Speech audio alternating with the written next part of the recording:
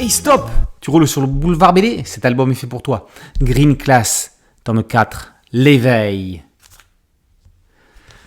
6 adolescents canadiens sont coincés en Louisiane à cause d'un virus mortel transformant les humains en monstres végétaux. Bien sûr, ils auraient pu fuir avant qu'il ne soit trop tard, mais ils n'ont pas voulu laisser tomber celui d'entre eux qui a été infecté. Ils ont été confinés, comme bon nombre de personnes, dans une zone de quarantaine. Chacun des 6 élèves du groupe a un caractère bien déterminé. Noah, infecté par le virus, est un Quasimodo qui tente de maîtriser sa condition de monstre. Mais le mal progresse, il mute. Il a muté. Les heures sont comptées. Sa sœur, Naya, se découvre une âme de leader. Elle va prendre les choses en main et endosser un rôle à la Rick Grimes, The Walking Dead. Linda est restée par amour pour Noah, mais comment se fait-il qu'elle sache si bien manier les armes? Sato et Lucas forment le duo action et réflexion. Si le premier est un fonceur, l'autre, au QI de 145, est plus cérébral. Bess est plus spectatrice et commentatrice. Mais ça, c'était au tout début de leur problème. La situation a bien évolué. Depuis, Noah a complètement muté en monstre végétal, puis a été démembré par un infecté.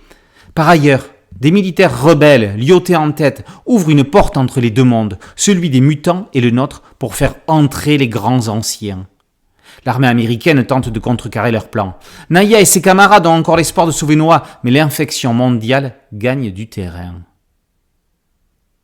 Sous couvert d'un blockbuster d'action, Jérôme Hamon traite du complexe sujet de l'intégration des adolescents dans la société. À partir de quand un ado peut-il détenir et utiliser des clés lui permettant d'agir sur le monde adulte?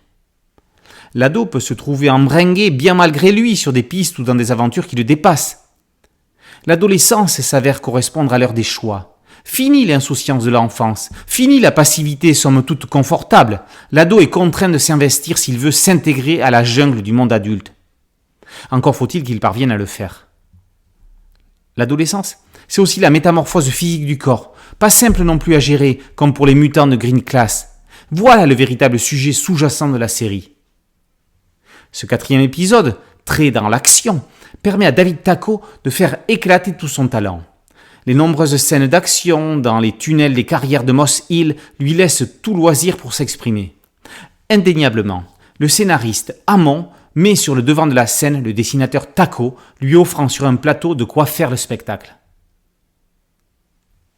Oubliez tout des classes vertes de votre enfance. Celle-ci est d'un genre qu'il vaut mieux que vous n'ayez pas vécu, mais que vous prendrez grand plaisir et frisson à lire. Green Class, tome 4, l'éveil par Hamon et Tako, est paru aux éditions du Lombard. Boulevard BD, c'est un podcast audio, une chaîne YouTube. Merci de liker, de partager et de vous abonner. À très bientôt sur Boulevard BD. Ciao.